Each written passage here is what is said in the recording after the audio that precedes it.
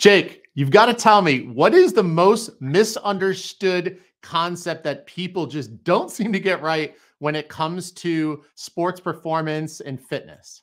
I guess I would say kind of buying into the fads. We've seen time and time again methods that are tried and true that'll work, but as soon as something, that seems different and exciting but is unproven comes along, everyone wants to hop right on it. So I think, buying into what happens to be the new fad for these next 3 months is the biggest mistake. Oh my God, I'm so with you on that. Fad diets. I mean, think about it. Diets, and we'll talk Mhm. about it in a moment, but you think about keto, and Right. then there's Atkins, very similar, I'm sure. And then there's the carnivore. But so, guys, today we're here with Jake Rafferty, a sports performance coach.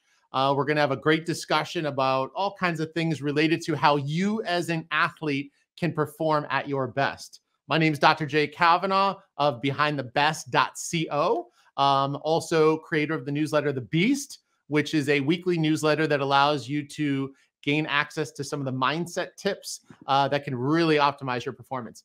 So, Jake, let's bring the conversation back to the fads. Sounds good. I just think it's interesting. So, two questions. Sure. One, from a psychological standpoint, I know you're not a psychologist, but why do you think people are so attracted to fads? And then what is it that really people are looking for when they gravitate towards something? Because obviously, when a client is really Mhm. engaged with something that you're offering them, or a plan, or a strategy to get them to their fitness goals. What do you think it is that gets them into a certain fad, or what attracts them to an offer that you would have? And just kind of walk me through maybe some of the latest fads as well. Sure. So I think people kind of buying into the fads almost kind of starts with kind of like a peer pressure and that sense of like you want to fit in. And, for a lot of people, just going to the gym can be a very stressful thing, especially if you're new to it, you don't know what you're doing. Sometimes you can be very intimidating experience. So if there's a fad in that, a lot of people are doing there, it's, easy to jump into that to kind of do what everyone else is doing, blend in with the crowd, not stand out. And then I think kind of the way fads draw people in is it kind of just presents an easy way to get their desired goal. You see so many like programs or diets promote the, lose 30 pounds in 30 days, or, put on 15 pounds of muscle in 2 months, all those kinds of promises that aren't really guaranteed, and oftentimes if you look at it, like not even a healthy way to approach something, but it Yeah. offers a easy, quick route to the goal. We get to where we want to be fast. Yeah, it's funny how I mean, in marketing, obviously Mhm. speed of delivery is what people want, but Sure. this is just I've always wanted to know the answer to this, and I was excited to ask you this question. I kind of took some time off from working out, got back into it, and really felt like I gained a lot of strength. I was on a version of my version, which is a loose version of the carnivore diet. Mhm. Didn't lose any weight, but I got really strong. Um, what is the honest? I mean, so I weigh about 240. I'm sure that factors in what someone's weight is, but and I'm in my 50s. So when it comes to gaining muscle, like what's Mhm. the real number? Like what is really possible? Because I've heard, like you were saying, I've heard people say they put on 5 pounds of muscle in a very short period of time. And I just want to know what the truth is. Um, it can all depend on a lot of factors. So in something kind of like when you've heard people say they gained like 5 pounds really quick in a time period, like I've heard that, and some of that probably is muscle mass, but even like a small gain of like 5 in a month or something, part of that could be, if they started creatine as a supplement, they're retaining water weight, that can kind of get construed as that. Um, it will kind of, I wish I had like a specific answer for how much muscle you could put on, but so much of that's going to be dependent on like where you are in your training and, you know, diet, what you're doing for training. Because like if you're first starting out in training, you're going to have better opportunities to put that on quicker because, your muscles are so undeveloped. Whereas if you've been working out for years, it's going to be harder for you to make those like small gains of even a pound of muscle mass. Yeah, exactly. Yeah. No, I could see how that would make sense. I mean, it just, and the other thing that's very interesting about it is you say, well, why is that metric so important? Right. I Mhm. mean, what are we really looking for? I mean, even when it comes to like winning, for example, winning's great. Who doesn't want to win? Right. But what are you really looking for beyond that? Because if someone's looking to gain, to put on 2 pounds of muscle, well, what are you really looking for? Mhm. Are you putting on the muscle because you want to look a certain way? Are you looking to have that X amount of weight of muscle to be stronger for some sort of competition? And it's interesting that I think that we oftentimes get caught up in certain, I don't know if I'd call it vanity metrics, but Mhm. definitely metrics that realistically don't matter a lot of the time, and it's like, Right. like what's your height, what's your weight? It's like, all right, some of these things are important depending on your sport, but there's a lot of metrics that people, I think, overrate. So in your field, with that said, what are some of that's a new word phrase there, by the way. What are some of the things that people look for as clients and as athletes that you Mhm. work with for metrics? Like what are kind of like the hot metrics right now, and what are the ones that you actually think matter and the ones that you think a lot of people overrate? Um, well, to start with one of the most overrated, because I think it's a common one you see with kind of general population, then younger athletes would be bench press. Everyone wants to know, what's your max bench press? How much can you bench press? Which, not saying it doesn't have its place, but ultimately, if you're a, track and field athlete, it doesn't come into play how much you can bench press very much. Um, but going then into, well, going back a little to something you kind of said, how if people are looking more for it to get stronger, for more kind of the looks, the aesthetics, that's an important goal to set at the beginning because that can kind of influence how you train. There's kind of different ways you could build muscle.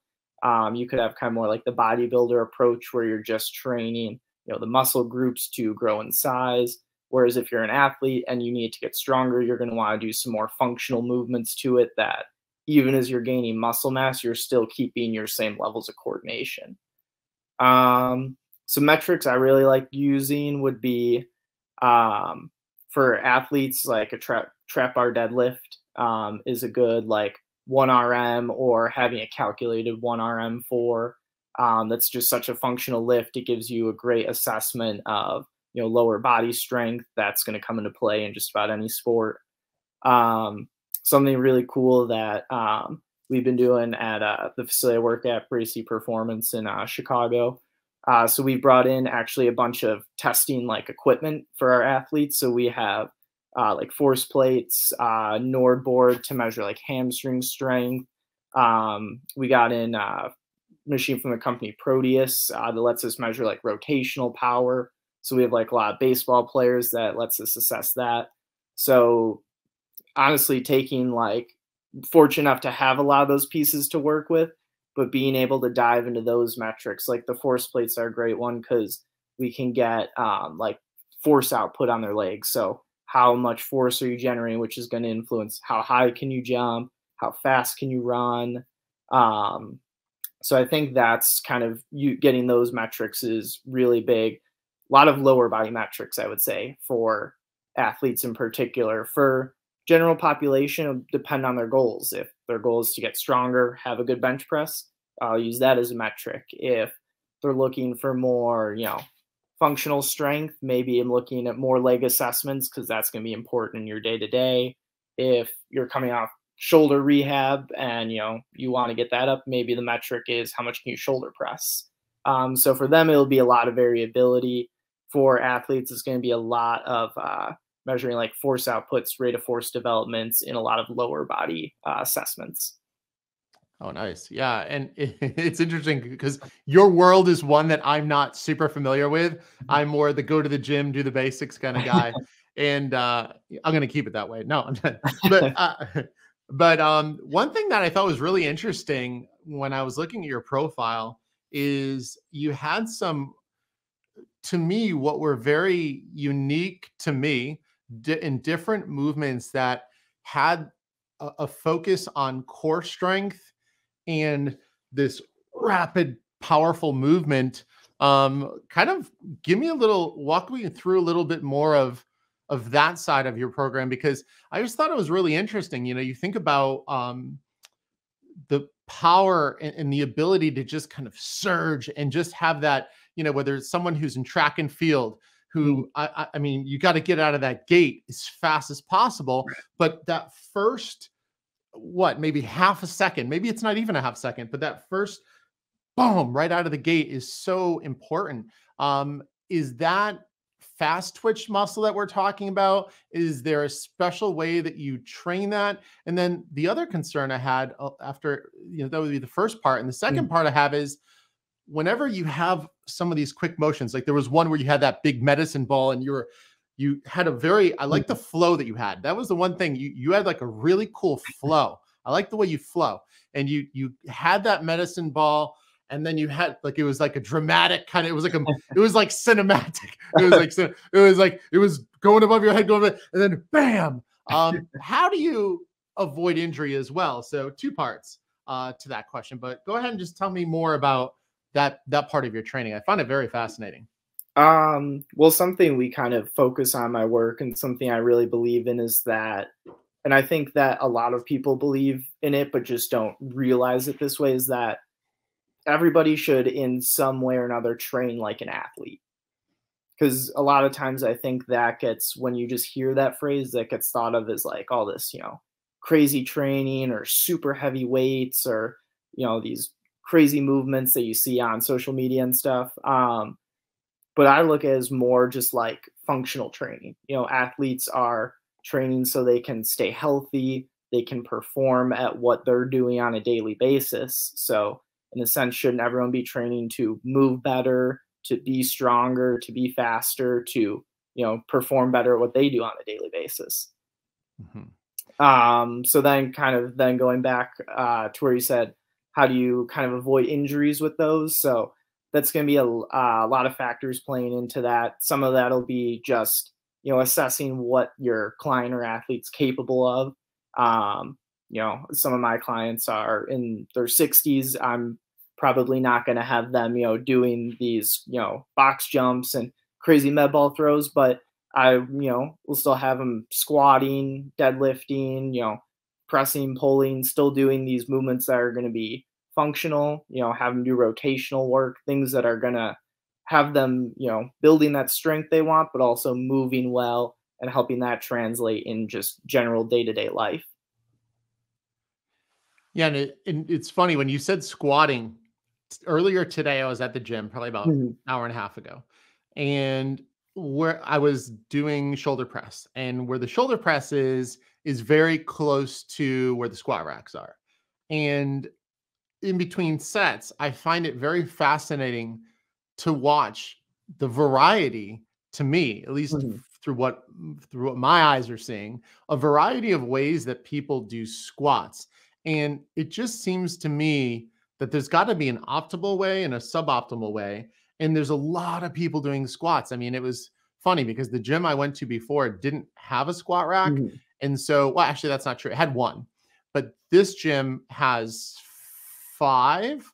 And I don't know if I've ever gone and not seen someone in the squat rack. Oh. So, kind of walk me through the biggest mistakes people make with squats that you see, and maybe some tips for people that want to be not just better at it, but Mhm. also safer as well. Um, so my first tip there would just be, don't feel like you immediately have to rush into doing heavy back squats. Um, if you ever to look up like exercise progression and stuff, like a squat progression, you would see, they recommend starting body weight, then going to like a goblet style squat where you're just holding like a dumbbell, kettlebell, something like that out in front. Then progressing to maybe like a back squat with PVC on your back or just the bar. I feel like so often, because squats are seen as such a like basic movement, that people rush into throwing weight on the bar, going into a back squat, but then if their body's not ready to handle that, if their form's not right, and then they have loaded all this weight onto their spine, they're putting themselves at a risk for injury. whether that's, legs, back, wherever. So I would just say, don't feel like you need to rush it. Everybody starts somewhere. Some people are just naturally strong with movers. They might hop in a gym and day one you can knock out back squat. Not everybody can, so don't feel like you have to be starting at that space. Yeah, I like it. And then going back to when you said most optimal squat, that one's kind of a tough question, I think, because I think there's just so much that plays into it. Back squat's the main one you see, and I feel like for, a healthy person with no limitations on squats, I would probably say, like, for a basic gym setting, that would be the most beneficial if you're looking for, strengthening core, strengthening leg muscles. But then kind of for most optimal, like if you're doing a front squat, that's going to be more quad focused. So if you're looking to, build your quad strength, you're going to want to do front squat over a back squat. But then also, like I said, it's going to be with a healthy individual with no limitations. Like I used to like doing back squat a lot, but actually a little over a year ago, I had a herniated disc. So then wasn't doing those squats for a while. And now at this point, I'm kind of like, do I want to load that much weight on my back and risk re-injuring that? Something that I do love that from my experience, most people haven't seen that I'm fortunate enough to get to work with on a day-to-day basis is a belt squat machine. So for those, actually, it's going to be you're up on a platform, but you'll have like a thick, almost like a weightlifting belt that'll sit just on your hips, and you'll hook into the machine where you would either load plates up, or we have a Kaiser brand, so they're air resisted, but you'll load up the weight and then you're doing squats, but it's only loaded in your legs. There's nothing you're holding, no bar sitting on your back. So it takes all that stress out of the upper body, but you're still doing, squats, however heavy you are. So you're still getting core engagement, still working the legs, just takes out all that extra stuff with holding the weights, resting a bar on yourself. Yeah. And so where you work, it's called Bracey Performance. Is that correct? In Chicago? Correct. The place looks wild. Yeah, honestly, it looks wild, but it also at the same time looks intimidating. I don't get super intimidated, but to walk into your place, I mean, it to me, from an outsider's perspective, looks like, hey man, like if you're not a pro athlete, Planet Fitness is down the road on the right. We'll have our driver drop you off there if you want. He's got the limo parked out front. But I mean, you really work at a high performance place. Kind of tell me a little bit, just to kind of, lighten things up a little bit. And I appreciate all your information so far. It's been awesome. Tell me a little bit more about the people that walk in that front door, because I just imagine Chicago Bears, Chicago Cubs. I like imagine gnarly dudes walking in with like big fat rings from championships and just coming with just a hunk of prime rib in one hand and a cell phone in the other, ready to work out. Like, walk me through who's walking through that front door. Tell me a little bit more about the people and your clients as well, like who exactly you work with and stuff. Sure. So I've heard that before. Like I could completely understand how, because walking into any gym can be intimidating, and then walking into ours with a lot of fancy equipment that's not a lot of other places could be very intimidating. But we have a huge mix of people that come in. Even though we train a lot of athletes, we're still a gym for anyone. I think one of my bosses puts it really good is we're a gym for high achievers. Anyone that's, looking to better themselves, be the best version of themselves, we're the gym for them. Our slogan is where your best gets better. So, we're just there for anyone looking to push themselves, take it to the next level. So then kind of going to people that come in. So huge mix. We have Gen Pop clients that range from 11 to in their 70s. We have athletes that range from high school to pro. We've covered all kinds of sports. You have your usual football, baseball, basketball, hockey. We've had swimming, tennis. I believe we had squash. So all field hockey, all kinds of athletic backgrounds. Any pickleball yet? That sport's on the rise. Any which one? Pickleball. Any pickleball? No, none yet. But honestly, it wouldn't surprise me if in the future we had some. So do you have pro athletes, or do they have such specific regimens and, it's all in their training camps and stuff that they wouldn't use a facility like you guys have? Or would they, because, maybe you want to break free from, being around the same 40, 50, 60 guys all the time? So we'll have them in the off season. With the pros, when they're in season, they're with their teams working with those coaches during the season. As they're with the whole team all year, those coaches are there every day. But we'll get them in the off season when, they're home or staying in Chicago, and they kind of have that freedom to do their own work, see the trainers, coaches they want to see. So we could, depending on when they come in the off season, we might see them right as their season ends until their preseason. Sometimes they might take some weeks off and then come in a little later in their off season. That'll be kind of up to them, but that's typically when we'll see the pro athletes. So you got to tell me this, totally off topic. Last time I was in Chicago, I was just walking the streets of Chicago, probably looked homeless, but I was dressed pretty nice. So it was probably, who knows what people were thinking, but I was walking around a lot and I bumped into Tao. How close are you to Tao? Because I would work out with you, train my best, not shower, because I would be so excited to go. I wouldn't have the self-discipline to stay and do that. And I would go right to Tao. Are you like right downtown near there, or are you in a different area of Chicago? I'm not entirely sure exactly. So let me see. We are, because that's over in River North, right? I believe so. Yeah. We are a little just under 1.5 miles from there. Gotcha. Okay. Anyways, just curious. The thought of that place just popped in my head. I remember walking in, I was like, this place is sick. It aligns with how cool your facility is where you are. So tell me a little bit more. Your background's track and field, right? That was, so in high school, I was track and field for a couple of years and then ended up playing rugby my senior year. Nice. Real gentle sport. Very, very similar to golf. So tell me a little bit more, like so I'm a mental performance coach. So obviously I'm spending most of my time every single day messaging clients. I do it all remote because my clients are all around, actually at this point, they're all around the world now. Okay. And just would love to hear kind of your thoughts on just what does it take to be an elite athlete? Like, what do you see from your perspective? Because obviously I'm biased. I'm big on listening to post competition press conferences. I love breaking those down.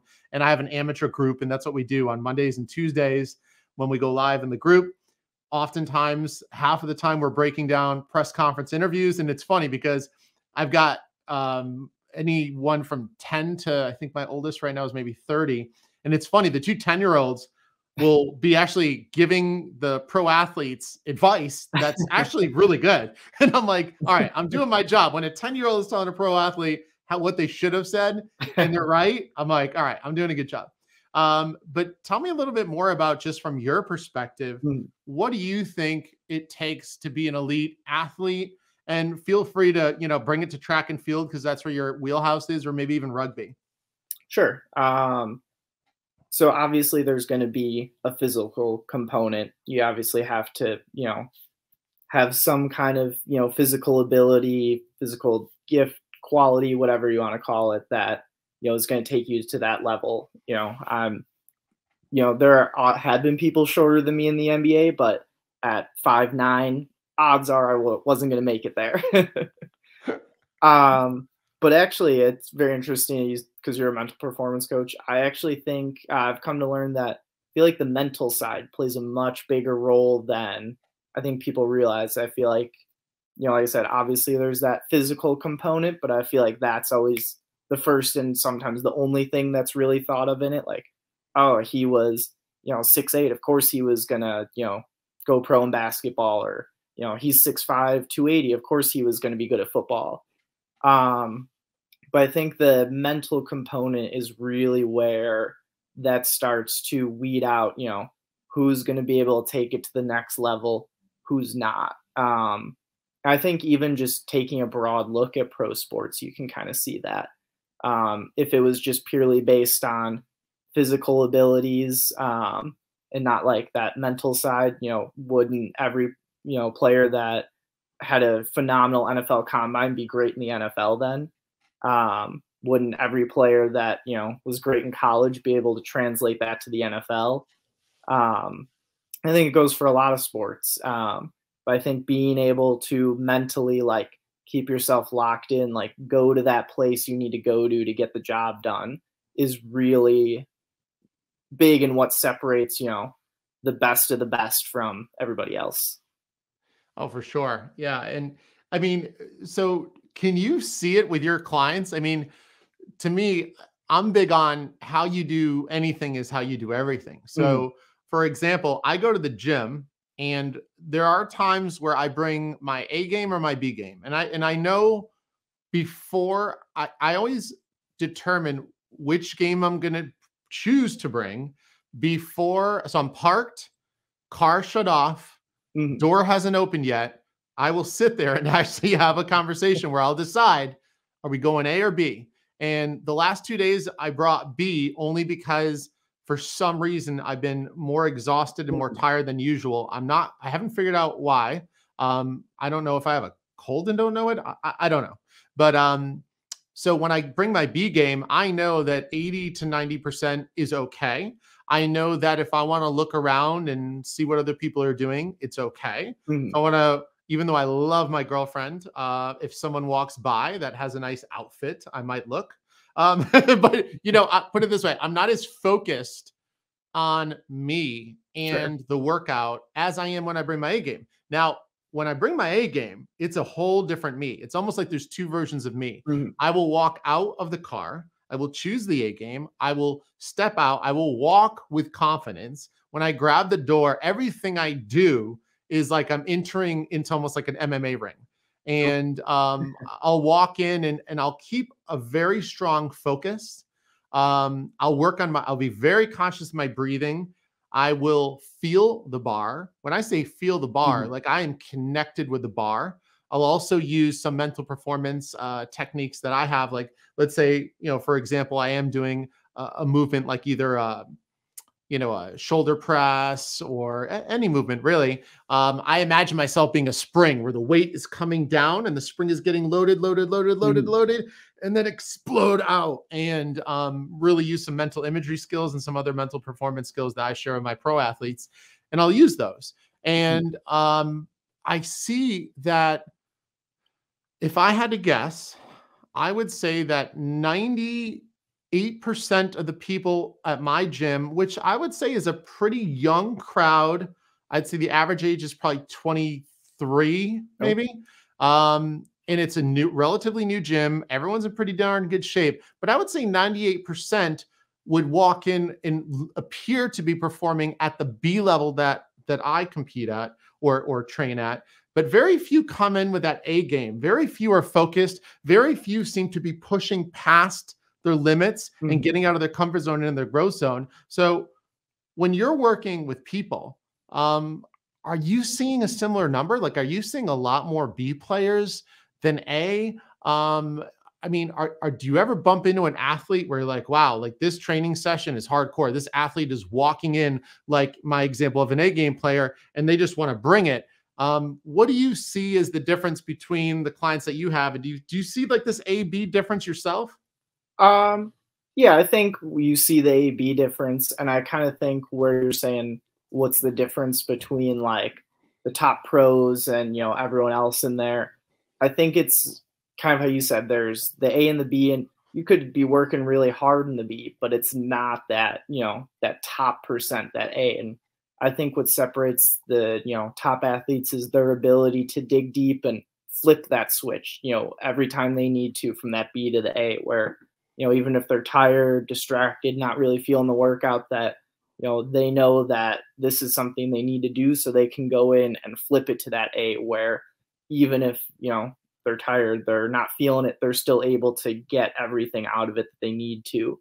Because I said, even when you're doing the B, you're still working really hard, but you're not getting, the maximal results. And when you're at the top levels and it's a game of inches, you need those maximal results. Like in track and field, a race can come down to 100th of a second. So and when you're running that fast at 100th of a second, you're going to need that little bit out of every single session. It's so true. And it's funny, and I'm curious to hear your thoughts on this. I'm with you. So like what you said just resonated with me so much, because I feel like a lot of us are chasing big wins. So a big win, whether it's losing 10 or 20 pounds, whether it's gaining 20, 30 pounds on the bench press or 50 pounds on squat rack, right? Whatever, just giving examples. I would say that, to me, I think that people make the mistake of, if a goal, for example, like let's say, for example, I want to lose 20 pounds. Sure. So my weight, I want to drop 20 pounds. Well, every single day I wake up, I am reminded that I have not hit my target.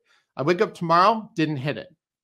Saturday, Sunday, Monday, Tuesday, there's a string of at least, I mean, geez, if you do the math, I mean, there has to be, most likely, if we were just use the law of averages, there'd have to be a string of about 60 days, maybe, where I haven't hit my goal. Right. And so for me, I look at that and I say, well, if that's your target and that's your goal and that's all you focus on, well, you got to keep that internal motivation primed for 60 days without hitting your reward. That's a big ask. And so I think where I find value and where my clients seem to be most successful is I try to break it down in a day-to-day basis. And I message all my clients, my one-on-one clients, I message every morning. I use WhatsApp and I'm messaging them back and forth throughout the day, right? I only have a small amount. But they're premier, they're high-end, they're fighters. Like they're fighting for 1% every day. I mean, that's really my goal. My goal with every client is always the same, which is how can I find 1%? And it doesn't even have to be as an athlete. Like I have one athlete I worked with that, he wanted his ex-girlfriend back. And so in the off season, I'm like, okay, like we can do that. And they're actually married right now. And I think they want to have a kid. Okay. So yeah, hey, I'm here for you. But if you think about it, I always think about the 3 circles of like health, wealth, and relationships. And, always trying to dip into all 3 of those, because you don't want to just focus, as an athlete, I just think burnout is a big thing, because sometimes it's like all you do is you train, recover, fight, claw. So, for me, it's all about, instead of having that 120-pound loss, it's how could you make that one better food choice for breakfast? Instead of having eggs with this cheese, maybe it's a different cheese. So it's that small win. Let's say that's 1%. And then it's, instead of doing reps until you get to 10, when you could have done 3 more, you go to failure and then maybe go up in the weight. That's your 1%. I'm always thinking in this regard. With that said, how do you feel like, what do you do to keep the motivation levels high for the people that you train? And this really goes from top down or bottom up, however you want to call it, to be politically correct. Whether it's a 70-year-old, a 10-year-old, a pro athlete, student athlete, doesn't matter, or just someone want to lose weight. What do you have any tricks or tips that you use to kind of get people to almost like chunk it out so they don't feel like they're so far away from that goal all the time, and maybe they can walk away from a session with you and feel like, hey, I won this session? Yeah. I would say with that, the two biggest things would be, when you have those long-term goals, also setting short-term goals. That is a tongue twister. Because like you said, if you're setting a big long-term goal, that's going to be far out. And in the beginning, it's easy to stay motivated on that. But then kind of like with New Year's resolutions, you see it's easy to stay on the beginning. But then when you look at how, far away it is or how big it is, it can get kind of daunting, and you can go, oh, it's far in the future. I can not do this thing now, or I can do this now. It's okay. I'll, fix it later. So I think setting smaller goals allows you to kind of see your progress, because sometimes when you're only looking at the big picture, like you said, I haven't hit the 20 pounds yet. Whereas if you say, here's our long term, and by the end of the month we want to lose 4 pounds, Then when you get to the month and you go, oh, I've lost 4, you hit your goal, or oh, I lost 5, I even exceeded my goal. This is great. Let's keep going. And then kind of with those, I think the other thing is just making sure you have open communication. Because, you know, as you're going through, goals might change. I had a client who goal was weight loss, and, you know, after a while he's telling me, you know, oh, the, you know, number on the scale is not moving or anything. So number on the scale is not necessarily moving, but just looking at you, you can see, you know, the muscle mass you put on things. So, you know, you were concerned with the losing weight and stuff. You're not losing that now, but you're losing fat. You've traded off that fat for muscle mass. You're looking good. You say you're feeling good. So, you know, maybe let's reassess those goals. So that's why I think it's just really important to make sure you're always communicating with your clients on, you know, what their goals are, how they're feeling, where they're at, you know, physically, mentally, emotionally, because that's all going to come into play when you're training, as well as, you know, when you're determining what your goals are going to be. Yeah, it's so true. And you know, one thing I kind of got from the F1, I'm primarily started off as a motorsports mental performance coach. Okay. Now moving into golf, tennis, you know, the more sports that we're more familiar with. And you know, I've got a fascination with F1, and it was interesting because the more that I listened to them, they often use the phrase targets. And so I kind of sat with it for a while, and I said, you know what I love about targets is a target. I immediately went to this visualization of like an archery target, right? Mm-hmm. So obviously, if you're playing darts or archery, either way, you're going for the bullseye, right? You want to hit the dead center of that bullseye. So what's interesting to me is, let's say that I throw 5 darts. We'll go to darts. I don't even think you throw. Let's say you throw, what do we get? 3 at a time, 4 at a time? I don't know. I think 3. But either way, 3. All right. So I throw my 3 darts, and let's say, you know, one's over here, one's here, and they're nowhere really near the bullseye. Mm-hmm. However, I get some advice from my opponent, who's actually quite good. And this woman gives me some advice on how I can throw better. Well, now all of a sudden, I've still got the same goal, or the same target rather, is to hit the bullseye. Now all of a sudden, I'm aiming for the bullseye. Now I don't hit it, okay? All 3 of them do not enter the bullseye. However, instead of them being 6 inches away from the bullseye, now each and every one of them is within 1 inch. Now, what's interesting and fascinating to me is, if you set the goal of getting those 3 into the bullseye, then by default, I failed, correct? Correct. Didn't get them in, I failed. So what burns me up a little bit about that is, I do understand that in some cases it's win or lose. I get it. I get it. I talk about it every day, and I have for years. I so get it. However, there's also a part of me that looks at this and says, well, you just got so much better. You went from 6 inches away, and now you're within an inch. And so I just find it fascinating that when we do goals, I feel like it's all or nothing, but I feel like a target just has a little bit more gentleness to it, but also has the specificity that you need. And like you said with your client, and that's what kind of inspired me to bring it up, is sometimes it can move. It's a moving target. You know, 1 minute, this is your goal, but then it shifts. And then maybe one day you don't want to focus on this goal, but you have a different target each and every day. And so I think it's interesting. Didn't know if you had any thoughts on that. It was just a general thought that I thought I'd throw out at you. No, I completely agree. Because like you said, it can change. And I think you kind of, with that story, made the exact point that it's important to have short-term goals. Because if your sole long-term goal is to hit all 3 in the bullseye, then, you know, you still failed that one. But if your goal was to get closer to the bullseye or get 1 in, well, you got a lot closer with those, and maybe you didn't get 1, but you're right there. We're really close to getting that 1. So it's not so far away, not such a daunting task. Yeah. So let me ask this, a little bit of a tougher question, because I'm going to make you think about you. Now that you've worked with more athletes, you've gotten a little older. How old are you? Like 22, 20? Just turned 25. 25. Okay. So reflecting back on you as a student athlete. So we'll go back to, let's bring you back to, we'll call it high school years. Okay. Call it, maybe we'll maybe even call it 14 to 17, 14 to 18, 13 to 18, 17, somewhere in that range. Mhm.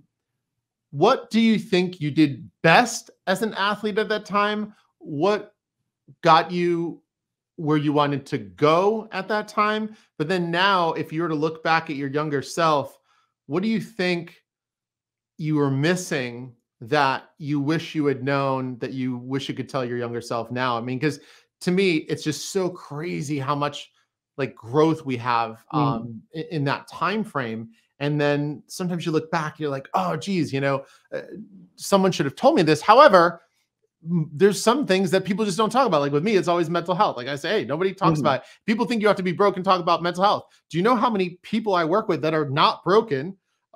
There's no, sometimes they are, sometimes they're not, but it's like they Mhm. just want to be better. So give me some ideas on what you felt you were strongest with as a student athlete, and then maybe what you wish you had known back then.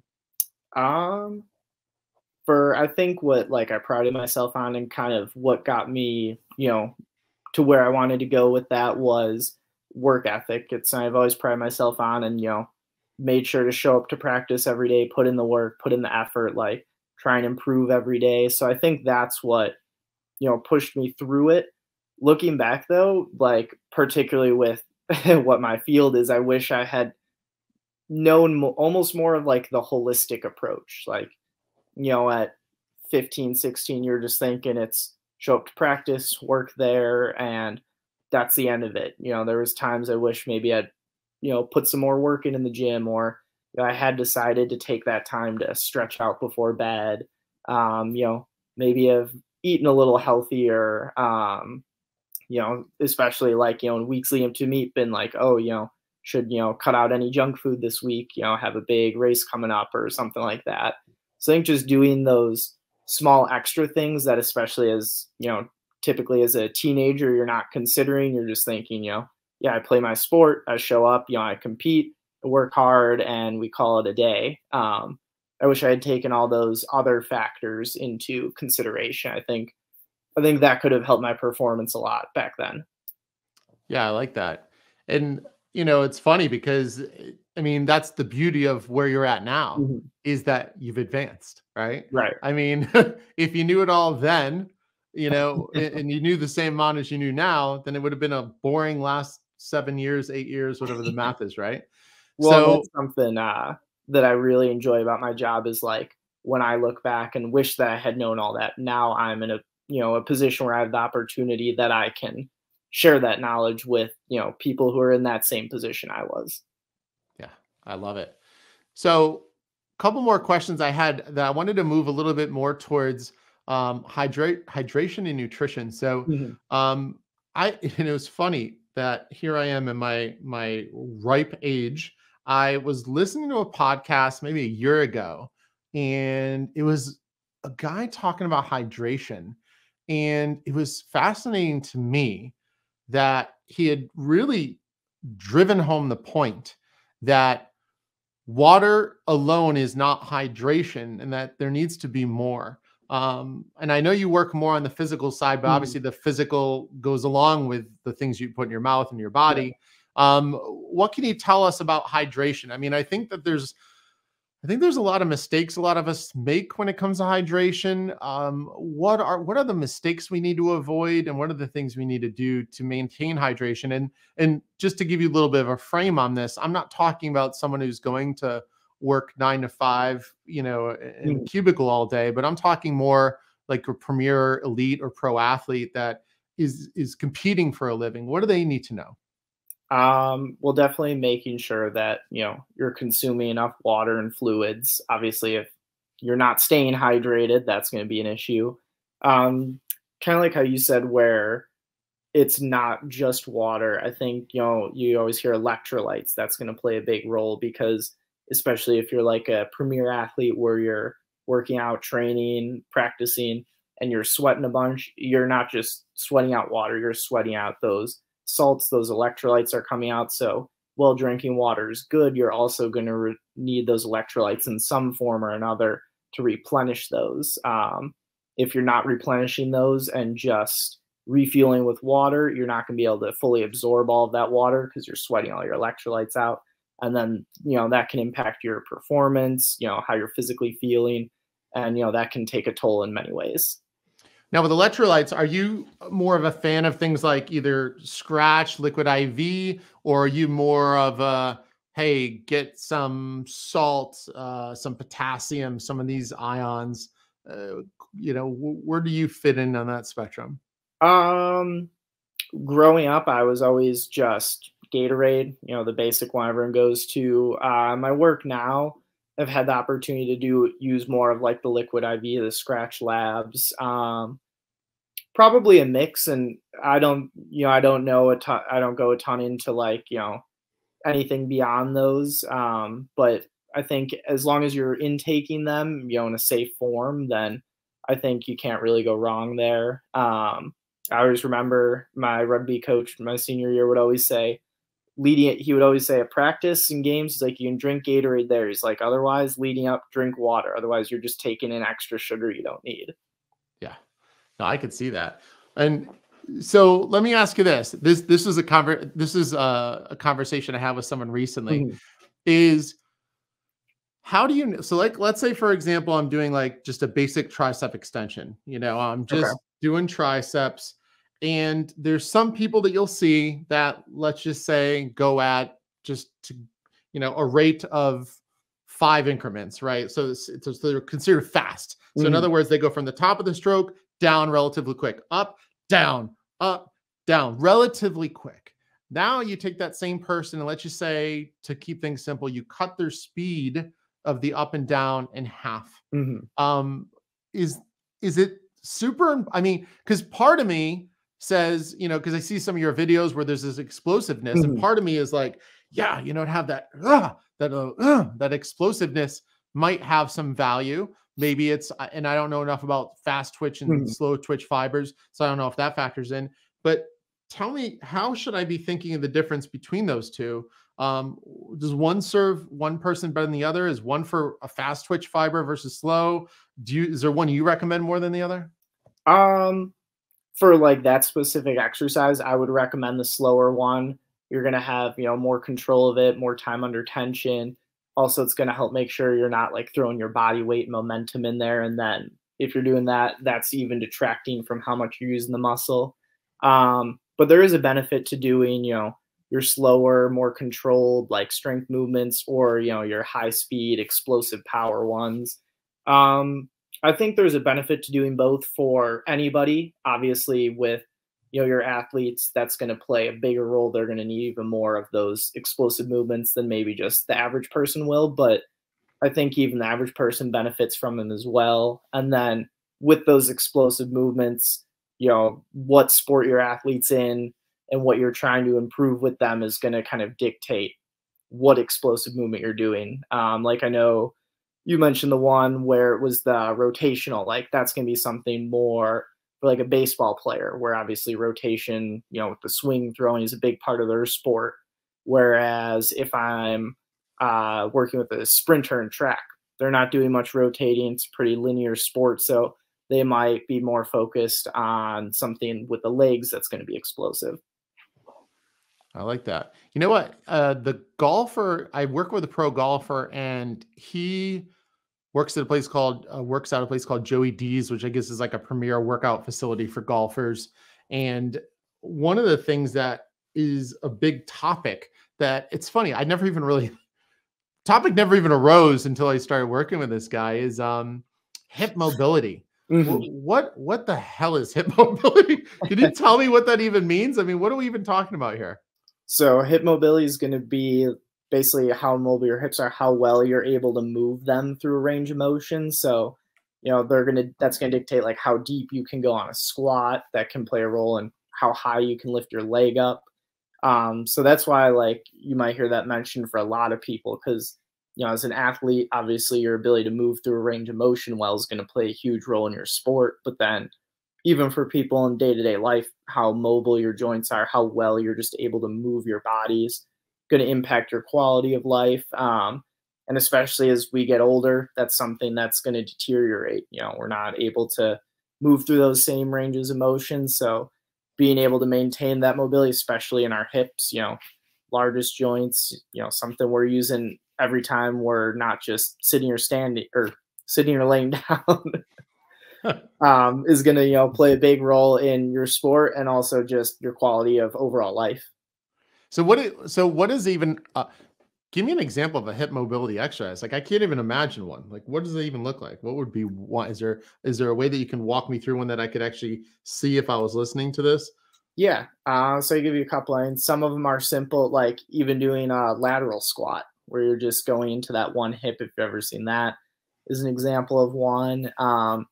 Two really common ones that I like are, so one of them commonly called hurdle overs. So you would just be walking and then you would raise leg up and then kind of imagine almost like you're trying to bring that leg over an imaginary track hurdle there. So you're just raising up, moving it over through that range of motion and then coming down. And then another common one that you can even just do on the ground is 90-90 stretch. So you're just essentially sitting on the ground. You set your legs so you have both your hips, knees, ankles of both legs set at 90 degrees. And then, so one will be kind of out in front of you, one will be more aside, and then you're able to lean forward to really sink into that front side hip and work on the stretch there. Mm-hmm. I like that. Yeah. And I, it's funny. I think I've seen people do that first exercise you discussed where like the leg is almost like it's going over a hurdle. Mm-hmm. I've seen a couple people though, because are you actually walking forward? So it's like take a step, foot goes up, and then you take another step. It's almost kind of, I don't know. Yeah. Yeah, you can do them in place. We commonly for like track and field would do them, obviously walking down the track. But you could even just do them standing in place and just work through that same motion. I gotcha. Yeah, and the other question I had was, there you are, is when it comes to rugby, I have a background with that started in motocross and supercross. Injury is not an if in our sport; it is a when, and the when lately has been like a weekend to weekend thing. It's been actually really gnarly. Matter of fact, one of our premier teams, the Pro Circuit Kawasaki team, I believe they had a squad of about 5 athletes at the beginning of the season, which started on the first week of January. And we're recording this towards the end of February. So we'd be looking at just maybe call it 6 weeks or so. So in 6 weeks, they're down to 1 guy. They've lost 4. And some of these injuries are pretty gnarly. I'm assuming with rugby, it's probably not all that different. Is there anything you can do to prevent? So, I mean, I know it depends on probably the sport, but I mean, any tips you have on like recovery? And maybe it doesn't have to be so much for injury, but maybe you know what? No, I want to know injury recovery, and then also just generalized recovery. Like obviously, we work out hard, but you want to go to the gym the next time, but then sometimes you're a little bit sore. Is that counterproductive? And then also back to the pro athletes, when they're injured, are there any little tricks? Like I see some gadgets, like one of the guys in our field, he's like, I think he's a chiropractor, but he's always hooking these guys up to this and that and electrodes. I'm like, what is he doing? Looks like he's doing a psychology experiment from 1940, something that is no longer legal, but he's hooking them up to all these devices, electrodes, this, that. Like what have you seen in your experience that works for injury recovery and then just muscle recovery in general? So this will actually kind of tie back to the fads versus what's tried and proven is going to be for recovery, sleep. It's the number one thing. I feel like a lot of people will say they know that and everything, but then not prioritize it as part of recovery. It's the best thing for your body for recovery. You need it. Is it just because you're sleeping and you're not doing stuff, or is there something chemically inside the body going on? I can't tell you specifically what it is chemically in the body, but when you're sleeping, that's when your body's kind of in a sense recharging. That's when it's rejuvenating. When you've gone to the gym and you've, induced that muscle soreness and that micro trauma, sleeps when your body's, in that relaxed state. It's recovering, it's rebuilding that. That's when it's doing the most repair to your body. We've seen so many times there's no magic pill that replaces sleep. It's something we need to do. All the other modalities you can use can certainly be helpful. Recovery is something that we're going to be adding into our space. There's a lot of simple modalities and some more complex ones you can use. Ice baths have their place. Doing like saunas, so you can do contrast therapy where you're going from hot to cold, can be beneficial. Compression, Normatec boots are a little more of a fancier modality, if you've ever seen those. But ultimately, at the end of the day, it's going to be sleep. Nutrition's going to play a role. Obviously, if I'm, trying to train elite level and just fueling up with McDonald's, that's going to, influence how my body responds to everything, how it functions. So you mean the billion served were wrong? They should... Every time I see that, I don't know if they have that sign anymore, but I was like, a billion served. It's like, that is the best marketing ever. Cause I'm like, so am I the only one that's not going into that long line right now? I need to get in it. I need to get in it. I have FOMO, man. I need to get into that McDonald's line. Anyways, but yeah, no, I love what you're saying. It's really cool. Do you happen to know, and we'll wrap it up shortly, but do you happen to know the theory on the compression? Because I've seen a lot of athletes using it. My golfer used it, and 2 other athletes have used the Novatech and Normatec, the leg compression device. What's happening here? Like, what's the theory on it? Do you happen to know? For the compression, I'm not entirely sure. Because I've seen, obviously I've seen the Normatec boots. I've never actually used them myself. I just know they're a really common modality now. Because what's wild about it? If you think about it, it's how and this is the wild part of it, is how do you quantify recovery? And so that's why, it's so easy to be like, oh, well, you've got to have these boots.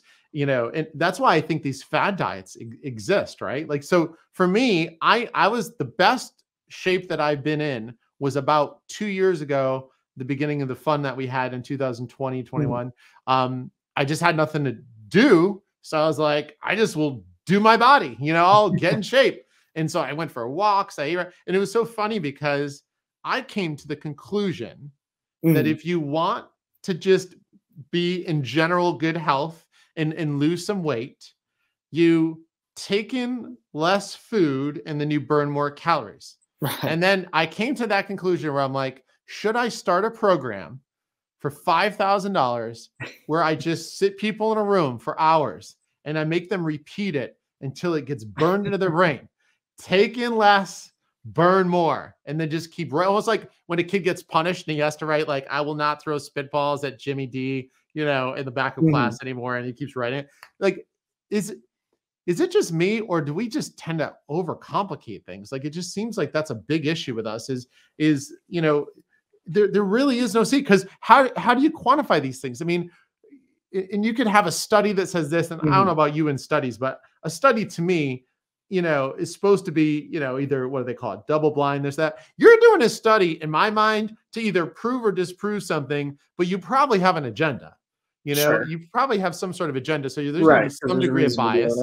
Yeah. It's like, well, who's paying for this? And then where are we going to share the study? Like, am I going to waste, 18 weeks of my life and $27,000 or whatever the math is to come up with a study if I don't have an outcome? Like, that's bad business. But I think it's interesting because you think about recovery, you think about hydration, you think about all these things, and it's, it's hard because, how do you quantify all this stuff? I don't know. I just kind of just went off on a tangent of that, but it's just interesting when you think about it. It's like, how do you quantify? And I think that maybe that has something to do with people like these fads, is they try one thing and they don't stick with it long enough. And they're like, all right, well, this sounds good. And then there's a couple testimonials, they just jump to it. But the truth is, like, the scale doesn't lie. And, calorie in versus calorie out, like, am I wrong on that? Am I oversimplifying that? No, so that kind of reminded me. One of the things that I remember from college was my exercise physiology professor told us. I can't remember what school the other professor was at, but there was a professor who conducted a self-study. He only ate junk food. I forget exactly what the diet was, but it was something like McDonald's, Taco Bell, and like Little Debbie snack cakes and like a multivitamin. Does he need more people for the next study? Was he one of the billions served? But he did that for, it was like 30 to 60 days or however long his time span was. It was somewhere between 1 and 3 months, I believe. And he, I believe, said it that he was eating, I think, 1,800 calories or 2,000 a day of just the junk food. But he lost weight at the end of it because his whole point was to prove that it's calories in versus calories out. You can, not saying you should eat just McDonald's and Little Debbie snack cakes, but if you're only eating that and it's less than you're burning, you're going to lose weight. It might not be the weight you're trying to lose, but you're going to move the scale down. I love it. You know, it's funny. I just had a flashback of something I did. I got to share this with you. It's so funny. And it relates to what you just said. Awesome story, by the way. I love that.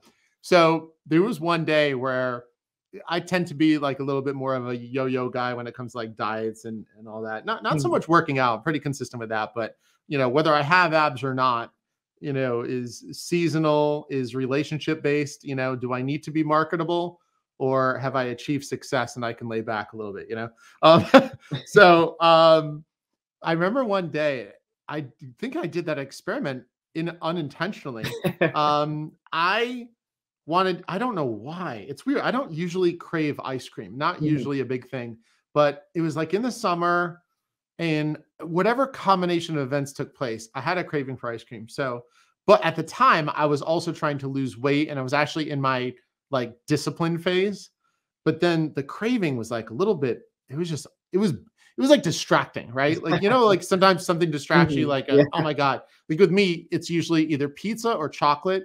And I just need it. And sometimes I could just like let it go and I'm fine. Like I'd say 95% of the time, but 5% of the time, I'm like, this is like affecting my life. Like I can't read a book. I'm on a date with my girlfriend and I'm not listening to her. Matter of fact, I just want to throw something through the window next to me. It's like, that's not healthy. Just eat the damn thing. Right. So anyways, I said to myself, all right, you want ice cream? Tell you what, because I like to talk to myself. Great conversations, by the way. So I decided that there's this really, really good ice cream place that has this thing called Moose Tracks. And it was about 3 miles from my house. So I said, you know what? It's a beautiful day. And you want ice cream. Tell you what, go have your ice cream. But you can't drive there. You got to walk. So I walked. And it was funny because I had ate a normal diet. I housed the biggest ice cream they had because I felt like I earned more of it.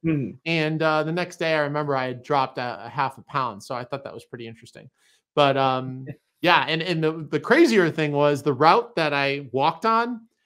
I remember this tree that I saw. It was so funny because I was like, I stopped and I apologized to the tree. I was like, what's happening now? I'm like, this is getting even more interesting. I'm sitting here and I remember specifically stopping and then walking backwards and saying, I am so sorry that I have disrespected you for now almost close to 3 years. I have driven by you and I kind of seen you, but not really. I didn't know how badass you were, right? And so how great this tree was. And so I thought it was hilarious that, among all the other things on this walk, I had a relationship with a tree and a conversation with a tree. I apologized to a tree. So who knows? But anyways, so we'll end it with this. When it comes to the mental game, what in mental toughness, what do you think is mental toughness? What do you think the athlete that you have been, the athletes you've worked with, what is mental toughness to you? What does it look like? What does it sound like? What is mental toughness to you? I would say for me, there's kind of two parts that play into it. There's kind of the part that I assume everyone thinks of first, which is, that ability to push yourself, to mentally dig in and, whether it's a tough mental task, a physical task, you're able to dig in, keep your mind to it, push yourself. But then I think also going with that, a big part of it is being able to admit when something's not right or you're not able to do it. So I'll kind of bring into, my realm with an athlete. It's great that, they can dig in and push themselves, but if they're hurt and they think, oh, I just need to dig in and push through it, it's going to ultimately be better. And it's, you could say it's easy to say, oh, I'm hurt, I don't want to do it. But, when your sport, your career, your life is that sport, you don't want to admit that, like, I can't do this or I need to dial it back. You want to think that you can just push through, but, realizing that, I need to say something, or maybe I can't do this. We need to reassess, readjust, being able to admit that to yourself, I think also takes a lot of mental toughness and plays a role in kind of that overall definition of mental toughness. Oh, for sure. I love it. Yeah. So, and with that said, don't forget, if you want to get mental tips sent directly to your email inbox, go to behindthebest.co, join the Beast Bulletin. There's a free version where you get kind of our podcast, things like that. But then the paid version every Monday, pro athletes, student athletes, parents, coaches, I'm telling you, it's the way to go. Jake, thank you so much. Tell us where people can find you. And by the way, you're so well spoken for 25. I just got to tell you that. Thank you. Like, you speak so clearly and with such confidence. One of the top fears is fear of public speaking. Did you just take like a speaking class in school or something? We did have to do a public speaking class my freshman year of college. You might want to call your professor and, maybe send him a little Debbie, an ice cream from the place near me. I'll freeze one for you and maybe give him a coupon to McDonald's. But definitely a thank you is in order. So for those people that connected with your message and possibly maybe even are in Chicago, where can people find you? Yeah. Well, so real quick, thank you for having me on. This was actually the first podcast I've ever done. So this was awesome experience. Glad I got to do it. So I appreciate you for reaching out. Sure. For anybody looking for me, so I'm coaching right now at Bracey Performance in downtown Chicago. If you want to connect with me, you can send inquiries over to Jake, Jake, at braceyperformance.com. That'll be BRACEY performance.com. You can also check me on Instagram at coach_Rafferty, RAFFERTY. Love it. Thank you so much for your time, and look forward to connecting with you soon. But thank you so much, Jake. Really appreciate your time. Thank you for having me on. All right. Take care. You too.